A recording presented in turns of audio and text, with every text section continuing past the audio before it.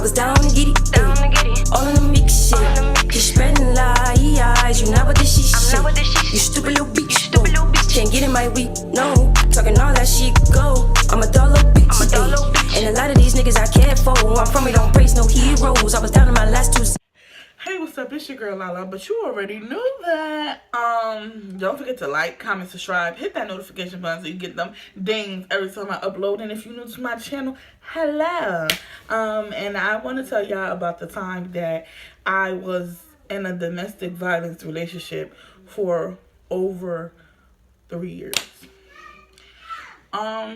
So I'm not gonna state no names, but I was in a relationship with a girl, and I just loved her. Like, I thought she was the love of my life. I cared about her. I was with her every day. I lived with her. She was like, I thought she was the best thing I had. Like, I thought she was the best thing I had. One day we were chilling, and I think one of my friends who was a stud, texted me, asked me what was I doing, and like, what was I doing, and was I going out later? And I'm like, nah, I'm in the house with my girlfriend. So my girlfriend seen it. And she was like, who the fuck is that? Who the fuck is that? And I'm like, that's my friend. She was like, your friend who? Your friend who? And I'm like, that's my friend. She was like, don't play with me. Don't play with me. And I'm like, what are you talking about? So at that time, she was like, don't play with me. Don't play with me. And she was like, I was like, what are you talking about? Like, girl, you don't even know what you're talking about. Like, you just talking out your neck right now. So after she was saying that, she started walking. You know how, like, when you walk back and face and you be like, ooh, ooh. Like, she was doing that. And I'm like, what are you all mad about? Like, this is my friend. Like, this is my friend. Like, you tripping. You bugging. You bugging out for no reason. So, when I said you bugging out for no reason, I got that smack across my face. I was like, you said you... Like, I was crying because I was just, like, so flabbergasted that she just put her hands on me. Like, I was just so flabbergasted that she just put her hands on me. So when she did that, she smacked me, and I immediately ran out of the house because I didn't know what else to do. Like, when she smacked me, I didn't know what else to do because I was just stuck. Like I was stuck. She hit me, and I was just like, wow, like, you just hit me. Like, I ran outside, and I was about to run home, to my mother's house, and she was like, I'm sorry, I love you, I just got mad, and you talking to me like I'm not nobody, and you supposed to respect me, and you supposed to, stuff like that. And I'm like, I do respect you, but you just put your hands on me. So she was like, I apologize. So I forgave her. And that time I forgave her. I think it was like a couple of weeks later, and we had went out to a club. And we was just in a club chilling. We was just macking or whatever. And somebody had came up to me and told me that I was pretty and that they cared about me and all that they cared about, care about me because I knew the person. Like, they was like, I care about you and I just don't want you to get drunk or anything. So my girlfriend at the time, she just looking at me like, what's good? Like, so we went into the bathroom of the club, and she was like, you trying to play me, you trying to disrespect me, okay, I'm gonna teach you. So when me and her got to her house that night, like, I was scared to go upstairs because I already knew that she hit me a couple of weeks before, and I was dumb. Like, this is like just hitting 18 type junk, didn't know what love was, none of that. Like, I had a friend who I used to mess with on and off before I got in this relationship. But when I got in this relationship, I stopped talking to her. So I didn't have nobody to run to. So when we got to the front door of her house, I was scared to go in the house because I was like, she about to put her hands on me. Like, in the back of my mind, I'm like, she about to put her hands on me. I gotta go home. So at this time, I was calling my mom. And when I called my mom was already asleep. So I just had to go upstairs. And when I went upstairs and I walked in the room, all I felt was the smack across my face. And then I felt the choking me like, oh, I'm going to kill you. I'm going to kill you. I'm going to kill you. And I'm just I'm like, it's, mind you, at this time, it's like her grandmother, her mother in the house. So as she's choking me, I'm acting like I'm going like this on the wall, and I'm like, I can't talk, so I'm just like banging on the wall. So her mom runs in the room, and her mom's like, get off that girl. So it took them like literally 10 minutes, like not 10 minutes, like 5 or 6 minutes. Felt like almost 10 minutes to get her off of me because I couldn't breathe. I was about to lose oxygen. But she started, like, when they was taking her hand off my neck, that she started easing up so I could breathe. And I'm just like, let me go. Like, why are you doing this? You claim that you love me. Why are you doing this? So at that point, I was just like, I got to get out of this. I can't keep doing this. I can't keep risking my life for this. I got to go. So the next day, she woke up and she didn't know what would happen. Like, she didn't know what happened. She was like, what happened last night? I'm like, you put your hands on me. That's what happened. So she was like, no, I didn't. You lying. I said, let me go get your mother. So when her mother came in the room, she was like, yeah, you choked that girl up. You smacked her. You had her on the floor, all of that. So she was like, I'm so sorry. And she started crying. And I kind of felt bad for her because, like, she was crying her eyes out. And I was so in love and I didn't know what to do. I was dumb. I didn't think nobody wanted me because physically she hit me. But physically and mentally she broke me down. So when that occasion happened, I forgave her again with my dumb behind. I forgave her again. But three times I didn't. The third time I didn't forgive her because it was just something else. So the third time was like months after the second situation, like months, like almost 6 months, almost going into the new year or whatever. And it was like I think it was like the 28th, like a couple of days before New Year's. And I was like chilling. We was all chilling with like friends, family. We was getting drunk. We was having fun, and we was just playing around, joking or whatever. And one of my friends, I think we was playing Truth or Dare, and one of my friends had asked me like, is it true that you wish that sometimes you would've, I think it was like, do you wish sometimes that you would've waited longer to be in a relationship? And I'm like, no. But then they turned around and asked me a double question with the question that they already asked me.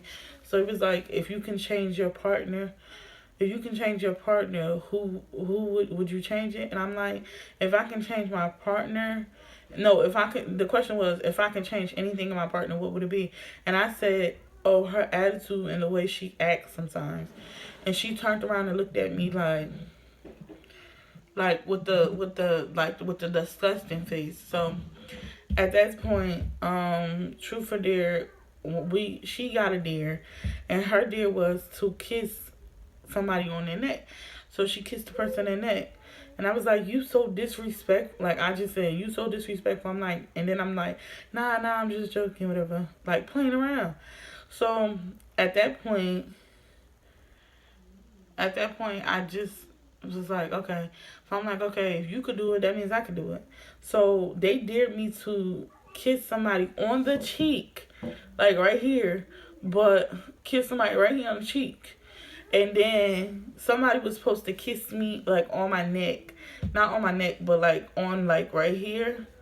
I don't know, like right here on my earlobe or whatever. And she just flipped. Like my friends just started. My friends just was like, "What's going on?" The liquor was like in her system. She was like, "Done." She flipped. She took, she took my hair. She took my hair, wrapped it around with her fist, started pulling me by my hair, and started saying, "Itch, I'ma kill you. You think you could play me? You think you could do this in front of me? You think you could disrespect me?" I'm like, "What are you talking about? Can you let go of my hair?" She wouldn't let go of my hair. So my friends is trying to get her off of me. She started choking me again. She started choking me. She started pulling my hair. She started like going like this, boom, boom, boom. Mind you, we in the whole thing full of room. Like it's like 8 of my friends in a room, and my friends is just flabbergasted. She pulling my hair. She doing all. She choking me. She's punching me in my face. So at this time, I had asked my friends to get her off of me.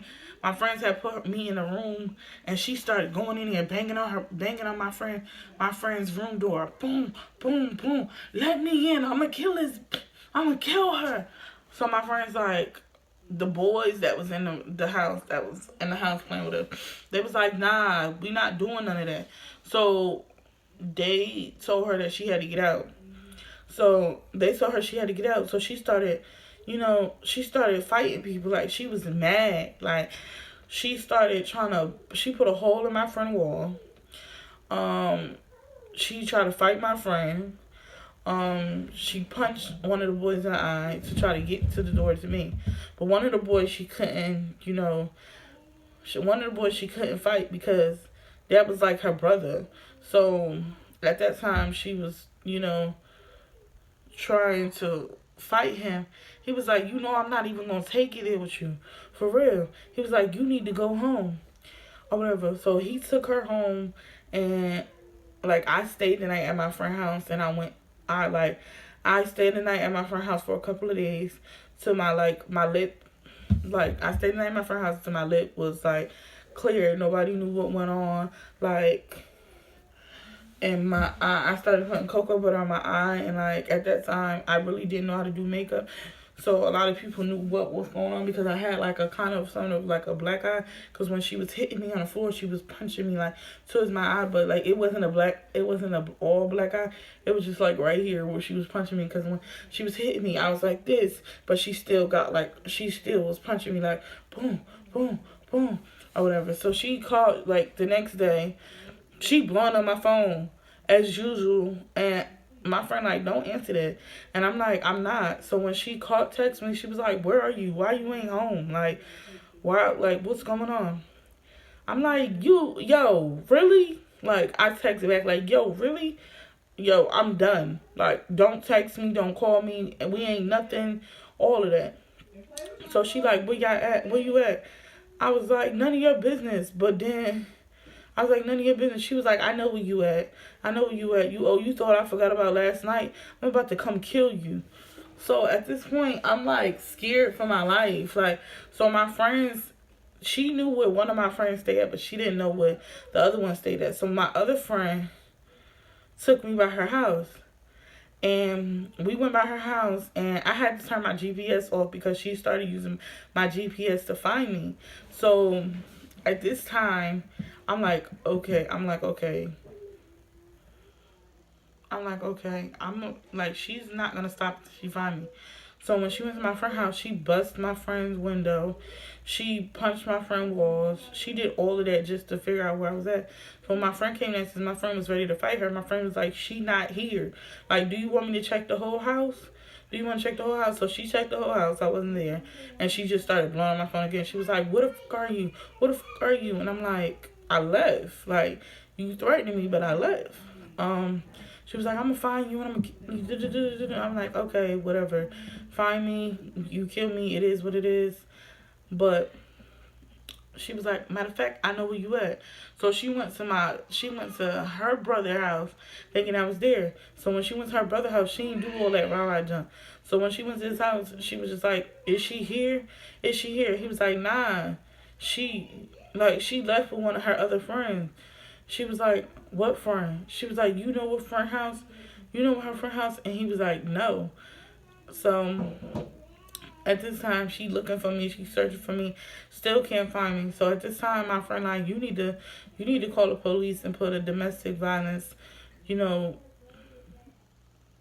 you need to put a domestic violence restraining order on her. So I called the police. I let them see my face. They put the domestic violence restraining order on her, and she couldn't come towards me. When she was looking for me, she couldn't find me. She just started blowing on my phone. I showed the police, and from like the police answered the phone. One of the police officers answered the phone and told him like, if you come towards her, you come in her space, you will be arrested and you will be locked up. And I was like, at that point, I'm yelling at the police and stuff like that. Like, y'all not gonna arrest her? Y'all don't see my face? Da-da-da-da. So the police officer, like, we're gonna arrest her, but we gotta find her location. So at this time, I'm telling her to come. You know, I'm trying to get her to come and come by me so she can get arrested because they needed her location and she wouldn't tell them where she was at. So at that point, I'm like, where you at? Da-da-da. She was like, I'm not finna tell you where I'm at. Da-da-da-da. So you can get me locked up? How dare you? She was like, when I catch you, I'm going to kill you. So the officer heard her say that. And the officer heard her say that. So her residence was her mama. And we went to her mama and her grandmama house that she lived with. And she wasn't there. So the next thing I did, I took the officer to her brother's house. She was sitting like on the corner, like by the store. And when she seen she didn't see me in the back truck in one of the cars because it was two cars. They had one where I was driving in it, but the tinted windows of the car didn't show that I was in the car. So I'm like, there she go right there. But when she seen the cop car, she started running or whatever. So when she ran, the police like chased her. And when she stopped, and they got her, and she was arrested for the domestic violence charges. And after that, we just never talked or contacted after that. Like, but my lesson I learned is like, once they hit you the first time, don't forgive them so they can hit you again, because you never know if you're gonna make it out alive. Like, I almost lost my life because she didn't know what she was doing. She'll drink and then she didn't know what happened that night or that day. So my thing is, never let someone harm you on domestic violence. And I'm going to put the number for the domestic violence hotline. So if you're in a domestic violence situation, you can call the hotline and try to get help. If you're in a domestic violence and you just need someone to talk to or need to find a plan to get away, hit me up. I will help you. I've been through it. Trust and believe. I know what it feels like. But I love y'all, my Lala babies, and I appreciate y'all. I love y'all, and thank you for staying loyal with me. Bye.